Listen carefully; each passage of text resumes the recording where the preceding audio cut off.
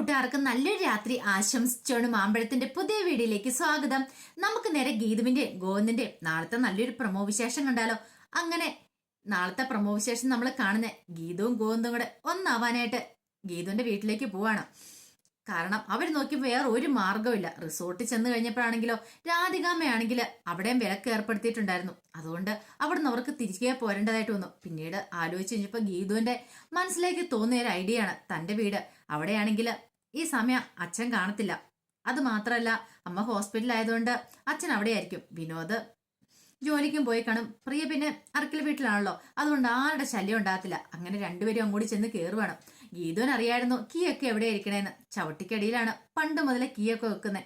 അങ്ങനെ കീയൊക്കെ എടുത്ത് കഥയൊക്കെ തുറന്ന് അകത്ത് കയറുവാണ്. അകത്ത് കയറിയ ഉടനെ ഗോവിന്ദ ഗീതുവിനെ കെട്ടിപ്പിടിക്കണം. എന്നിട്ട് പറഞ്ഞു, ഇപ്പോഴെനിക്ക് ശരിക്കും പറഞ്ഞൊരു സമാധാനം വരെ. ഇത്ര സമയം എന്തൊരു വീർപ്പുമുട്ടലായിരുന്നറിയാവോ. സ്വസ്ഥതയോടെ ഒന്ന് അടുത്തിരിക്കാനായിട്ട്, ഇച്ചിരി വിശേഷങ്ങളൊക്കെ പറയാനായിട്ട്. 2 ദിവസമായിട്ട് നമ്മൾ എത്ര മാത്രം കഷ്ടപ്പെട്ട് അല്ലെ ഗീതുവിനെ ചോദിക്കുക. ഇത് കേട്ടോ ഗീതു ചിരിച്ചു. എന്നിട്ട് പറയും, രാധികാമ കാരണം ഈ പ്രശ്നങ്ങളെല്ലാം ഉണ്ടായത്. അല്ലെങ്കിൽ നമുക്കിങ്ങനെ ഈ എവിടെയെങ്കിലുമൊക്കെ ഇങ്ങനെ ഓടി അലഞ്ഞു നടക്കേണ്ട കാര്യം ഉണ്ടായിരുന്നോ? നമ്മുടെ വീട് തന്നെ നമുക്ക് പോരാരും ചോദിക്കാം. ഇത് കേട്ടൻ ഗോവിന്ദ് പറഞ്ഞു, ഇനിയിപ്പൊ അതിനെക്കുറിച്ചൊന്നും പറഞ്ഞിട്ട് കാര്യമില്ല, വരാൻ പറയണം. എനിക്ക് എന്തായാലും ഇപ്പൊ നല്ല റൊമാൻറ്റിക് മൂഡ് തോന്നുന്നുണ്ടെന്ന് പറയാം. നിനക്കോ? അതെ, എനിക്കിപ്പോൾ റൊമാൻറ്റിക് മോഡല്ല, എനിക്ക് നന്നായിട്ട് വിശക്കുന്നുണ്ടെന്ന് പറയണം. ഇത് കേട്ടും ഗോവിന്ദ് പറഞ്ഞു, പെട്ടല്ലോ, ഇനിയിപ്പോൾ എന്ത് ചെയ്യും? ഒരു കാര്യം ചെയ്യാം, നമുക്ക് ഫുഡ് ഉണ്ടാക്കാന്ന് പറയാം. എൻ്റെ കൂടെ ഗോവിന്ദേട്ടൻ കൂടിയാൽ മതി എന്ന് പറയാം. അതിനെന്താ, ഞാൻ റെഡി.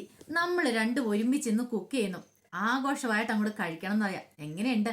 അതിനുശേഷം റെസ്റ്റ് ഒക്കെ ചെയ്തതിന് ശേഷം നമ്മൾ രാത്രിയോട് കൂടി തിരികെ പോയാൽ മതി. ഇനിയിപ്പോൾ തിരികെ പോകണമെന്ന് എനിക്ക് വല്ല നിർബന്ധമില്ല എന്ന് പറയാം. ഇത് കേട്ടതും ഗീത പറഞ്ഞു, അയ്യടാ തിരികെ പോകണ്ട പോലും. ഇനിയിപ്പം വിനോദ് എങ്ങാനും ഓഫീസിൽ നിന്ന് ഇങ്ങോട്ട് വന്നിട്ടുണ്ടെങ്കിലോ?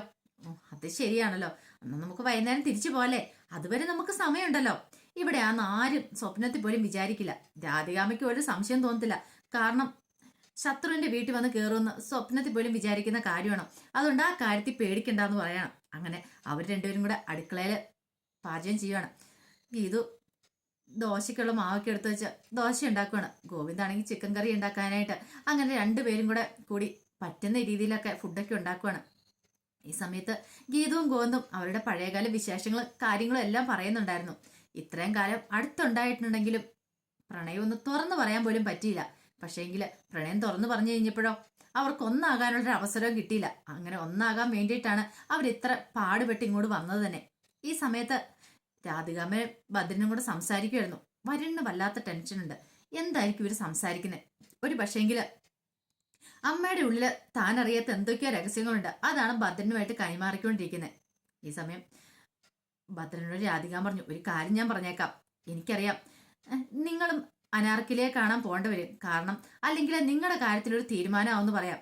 അവൾ എന്നോട് പറഞ്ഞിട്ടുണ്ടായിരുന്നു ഭദ്രനും കൂടെ ചേർന്നിട്ട് ഈ ചതി ചെയ്തെന്ന്. അതുകൊണ്ട് ഭദ്രനെ വെറുതെ വിടത്തില്ലെന്നാ അനാർക്കലി പറഞ്ഞെന്ന് പറയാം. ഇത് കേട്ടതും ഭദ്രൻ പറഞ്ഞതേ, എനിക്ക് പേടിയൊന്നുമില്ല. കാരണം ഞാൻ എന്തിനാ പേടിക്കണേ? ഞാൻ ആരുടെ പൈസ അടിച്ചു മാറ്റിയിട്ടോ അങ്ങനെ ഒരു പരിപാടിയും ചെയ്തിട്ടില്ല. പക്ഷെ അത് ചെയ്ത ആരാ എന്താന്നൊക്കെ എനിക്കറിയാം. രാധികാമ്മയല്ലേ മാധവൻ നായരെ ചതിച്ചേ. അയാളെ ഇല്ലാതാക്കാണ്ട് കൂട്ടുന്ന ഒരേ ഒരു വ്യക്തി രാധികാമ്മയല്ലേന്ന് ചോദിക്കാം. ഇത് കേട്ടൻ രാധികാമ്മ എന്ന് ചേട്ടി. ഭദ്ര നീ എന്താ പറയണേ? അതെ, ഉരുണ്ട് കളിക്കൊന്നും വേണ്ട, എനിക്ക് നന്നായിട്ടറിയാം. എന്നിട്ടോ നൈസൽ അവിടെ അങ്ങോട്ട് കയറി പറ്റി അറക്കൽ വീട്ടില് ഗോവിന്ദനെ കയ്യിലെടുത്ത്. ഇതൊക്കെ ആർക്കും അറിയില്ലെന്നാണോ വിചാരം? ഉണ്ടല്ലോ, ഇതെങ്ങാനും ഞാൻ പറഞ്ഞിട്ടുണ്ടെങ്കിലോ പിന്നെ എന്താ സംഭവിക്കാൻ പോകുന്നറിയാവോ? അത് ഭദ്ര, ഒരു കാര്യം ഞാൻ പറഞ്ഞേക്കാം. ഇപ്പം എന്നെ മാത്രമല്ല നിന്നെ ഒരു കുറ്റവാളിയായിട്ട് അനാർക്കലി കണ്ടുകൊണ്ടിരിക്കുന്നത്. അവള് ജയിലിൽ നിന്ന് ഇറങ്ങിയിട്ടുണ്ടെങ്കിൽ നമ്മുടെ രണ്ടുപേരുടെയും പൊതുശത്രുവാ. അവളെ ഇല്ലാതാക്കേണ്ട കാര്യം നമ്മുടെ രണ്ടുപേരുടെയാന്ന് പറയാം. ഇത് കേട്ടൻ ഭദ്രൻ പറഞ്ഞു, എനിക്ക് അതിന്റെ കാര്യമൊന്നുമില്ല, ഞാൻ തെറ്റൊന്നും ചെയ്തിട്ടൊന്നുമില്ല. നിങ്ങൾ വേണേ ഇല്ലാതാക്കുവോ, എന്ത് വേളം ചെയ്തോ, എനിക്ക് കുഴപ്പമൊന്നുമില്ല.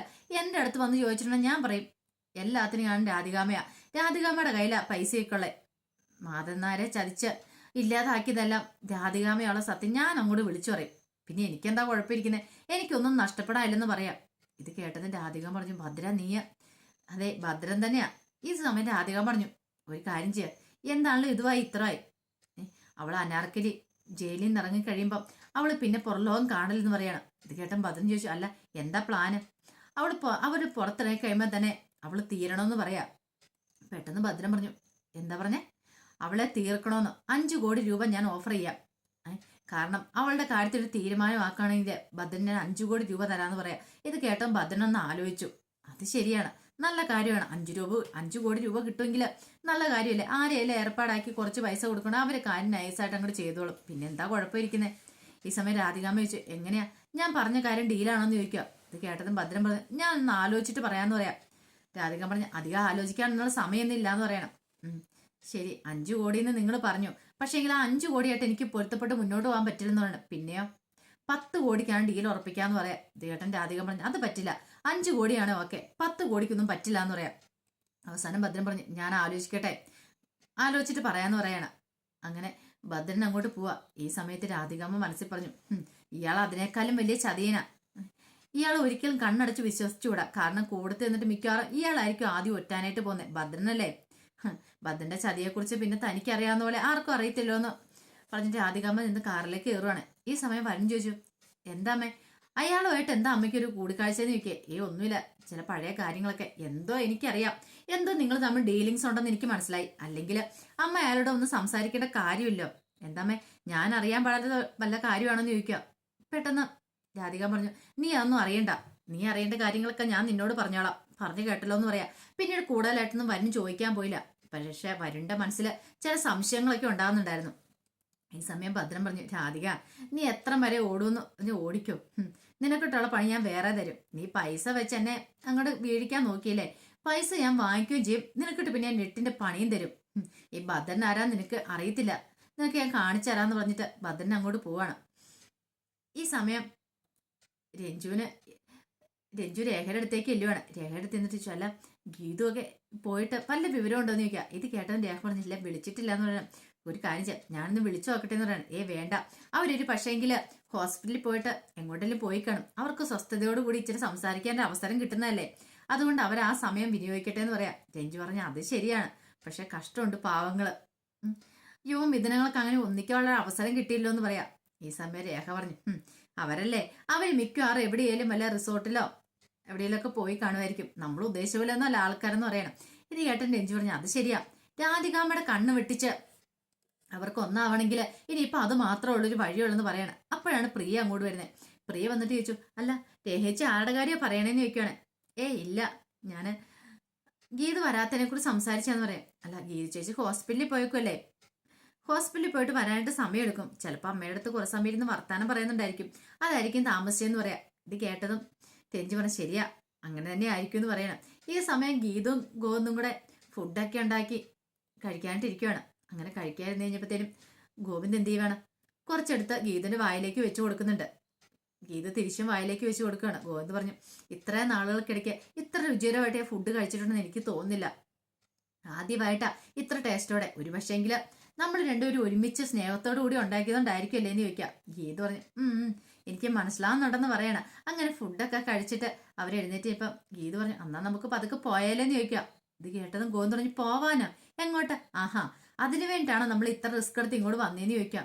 ഗീത പറഞ്ഞല്ല, ചെല്ലണ്ടേ, വീട്ടിൽ ചെന്നില്ലേ പിന്നെ അന്വേഷണം ഉണ്ടാകത്തില്ലെന്ന് ചോദിക്കാം. അതൊക്കെ ഉണ്ടാവും, എന്നാൽ നമ്മളിപ്പോൾ പോകാൻ പോകുന്നില്ല, നമുക്ക് കുറച്ചേരം റെസ്റ്റ് എടുത്തിട്ട് അങ്ങോട്ട് പോയാൽ മതി എന്ന് പറയാം. റെസ്റ്റ് എടുക്കാൻ എന്തിനാ, അതൊക്കെ ഞാൻ പറഞ്ഞുതരാം, ഇങ്ങോട്ട് വരാനും പറഞ്ഞുകൊണ്ട് ഗീതുവിനെ വിളിച്ചോണ്ട് അങ്ങോട്ട് പോവാണ്. ഗീതിന്റെ കയ്യെ പിടിച്ചു വലിച്ച് അങ്ങോട്ട് പോവാണ്. പെട്ടെന്ന് ഗീതു ഗോവിന്ദന്റെ മുഖത്തേക്ക് അങ്ങോട്ട് നോക്കി. ഗോവിന്ദന്റെ മുഖത്തൊരു കള്ളച്ചിരിയൊക്കെ വരുന്നുണ്ട്. പിന്നീട് ഗീതുവിനെ നെഞ്ചോട് ചേർത്ത് പിടിച്ച് ഒരു ഉമ്മയും കൊടുക്കുകയാണ്. ഗീതു ഗോവിന്ദന് പറ്റിച്ചേർന്ന് ഇങ്ങനെ നിൽക്കുകയാണ്. അപ്പൊ അതിന്റെ വിശേഷങ്ങളൊക്കെ കണ്ടേ. ഇനിയിപ്പൊ കൃത്യസമയത്തിന് ഭദ്രനോ വേറെ ആരെങ്കിലും വന്ന് അവരുടെ ഉള്ള രാത്രിയും കൂടെ കുളമാക്കുമെന്ന് അറിയത്തില്ല. അപ്പൊ അതിന്റെ വിശേഷങ്ങൾക്കായി നമുക്ക് കാത്തിരിക്കാട്ടോ. നാളത്തെ ഫുൾ വിശേഷം വന്നു കഴിയുമ്പോൾ അറിയാം അവരുടെ വീട്ടിലുള്ള സംഗമം എങ്ങനെയായി തീരുമെന്ന്. അതിന്റെ ഇടയ്ക്ക് ഇനി സ്വർഗത്തിലെ കട്ടുറുമ്പിനെ പോലെ ആരെങ്കിലും വന്ന് കയറുമോന്നൊന്നും അറിയത്തില്ല. അപ്പൊ എല്ലാവർക്കും ഒരിക്കൽ കൂടി നല്ലൊരു രാത്രി ആശംസിച്ചു നിർത്തുന്നു. നന്ദി.